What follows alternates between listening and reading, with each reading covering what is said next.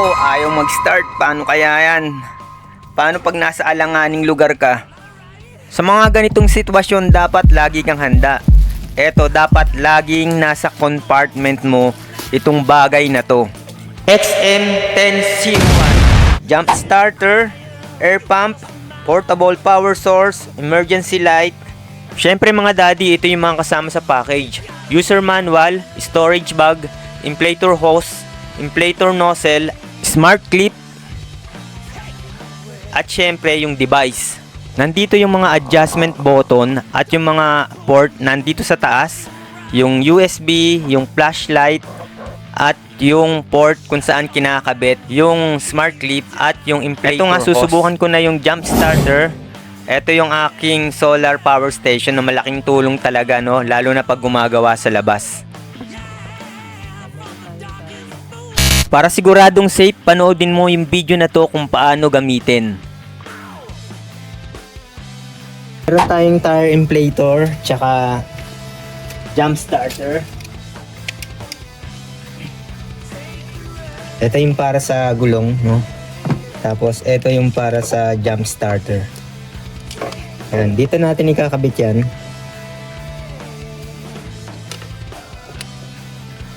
Yan, i-insert lang yan dyan dito. Hindi ka yan magkakamali kasi iba yung shape niya, no? Magkaiba yung shape. Hindi siya mababaligtad. Yan. Yan, umiilaw. Then, etong red, sa red natin ikakabit. Yan. While naman itong itim sa negative. Yan, nakalagay naman dyan negative. Then positive din tong ano. Positive. Then ito dito. Yan. Tapos nag-steady yung ilaw green. I-turn on. Yan. Okay, then try natin ano.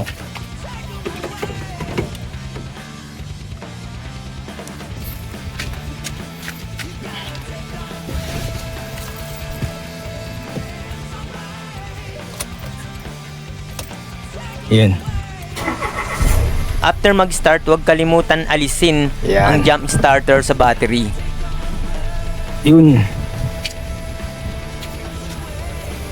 Pwede nang tanggalin.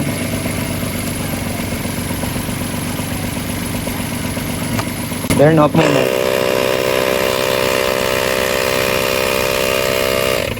Yan. Turn off. Yan. Then subukan natin yung tire inflator. Yan, iniihian kasi ng aso yan. Ilao to ng palabok. Dahan-dahan lang.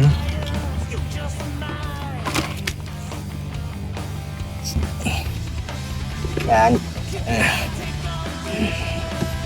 Dapat ready ka talaga pag emergency. Then turn on ulit. Yan. After turn on,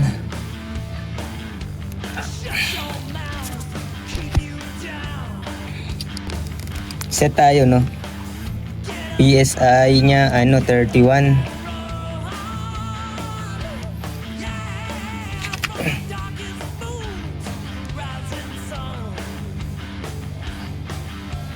Bakit tayo takip?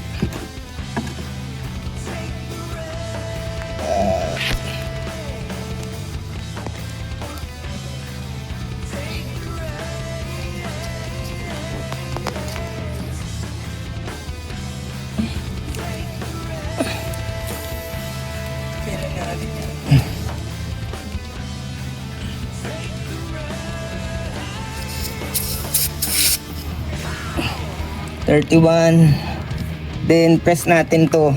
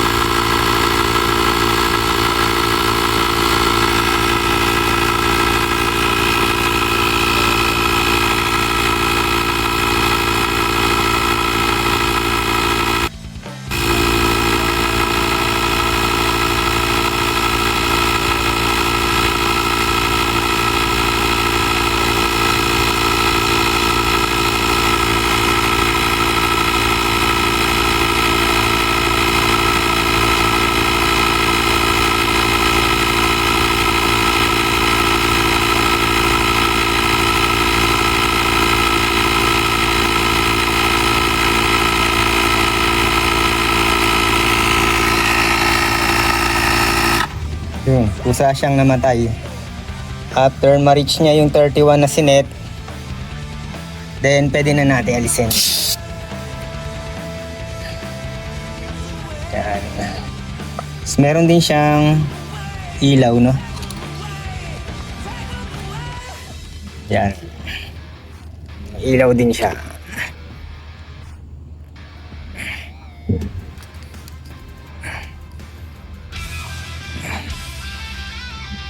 Tapos may flashing din. Yan. Stop. Mabigat din. Yan.